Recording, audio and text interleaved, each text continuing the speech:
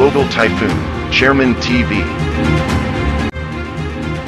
Weather update. Helping homeless people. Please subscribe.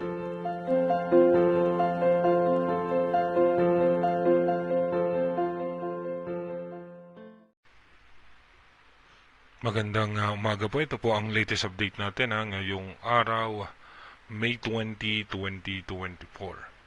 Patuloy pa rin nakakaapekto sa may extreme northern Luzon itong shear line na posibleng magdala po yan ng mga biglang pagbuhos ng pag-ulan sa may parte ng Batanes.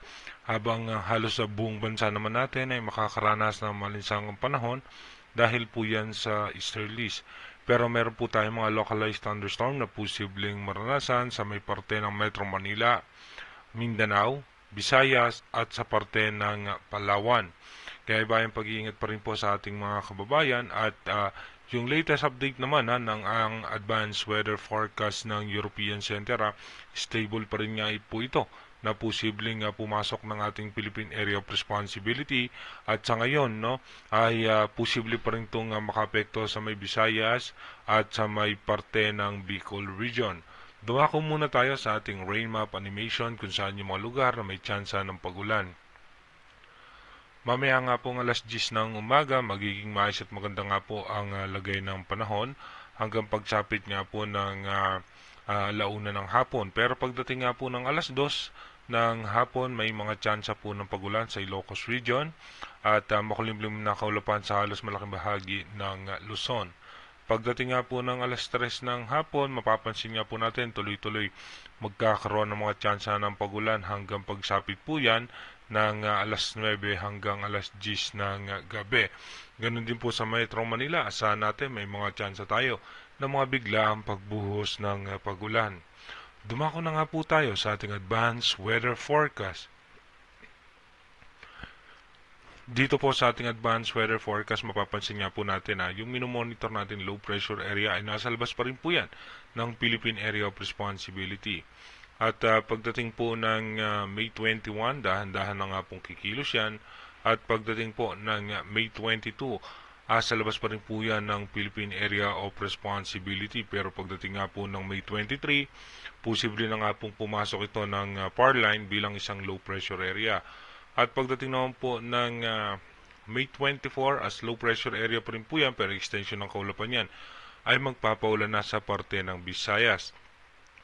Pagdating naman po ng May 25, may chance na mga po ito mag-intensify into tropical depression or mahinang bagyo.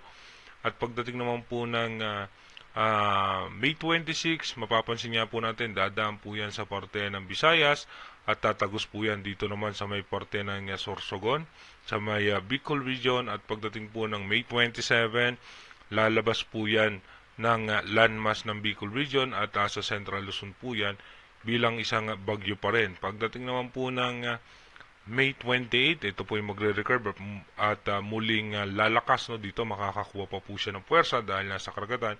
Pero asahan nga po natin magkakaroon nga tayo ng pagulan dahil nga sa posibleng paghatak nito sa nalalapit na habagat. Pagdating naman po ng May 29, ito po yung nasa eastern section ng Cagayan at mapapansin natin yung paghatak niya sa posibleng habagat. Kung mapapansin nyo nga po, nagbabago pa rin po yung kanyang senaryo kaya inuulit po natin yung ating advanced weather forecast is advanced prediction pa lamang po yan ng European Center. Malaki pa rin po ang chance niyan magbago at ito po ay babala pa lamang or pahiwatig sa ating mga kababayan para kung sakali nga po magtuloy-tuloy yung senaryo nitong na posibleng bagyo sa ating advanced weather forecast, mas maaga po tayo makapag-prepare at mapaghandaan yung posibleng sama ng panahon. Dito naman sa ating wind map animation ng European Center, mapapansin nga po natin yung dahan-dahan na pagkilos nitong posibleng bagyo. At pagdating nga po dito, bago po yan tumama sa kalupaan ng Visayas, ay posibleng mag-intensify na po yan into tropical depression. At pagkatapos po niyan, dediretso po yan sa parte ng Bicol region. At pagdating naman po ng May 27, lalabas naman po yan ng landmass ng Bicol region. At dediretso po yan sa eastern section ng Central Luzon. At posibleng mas lumakas pa nga po yan pag andito na sa may eastern section ng Cagayan.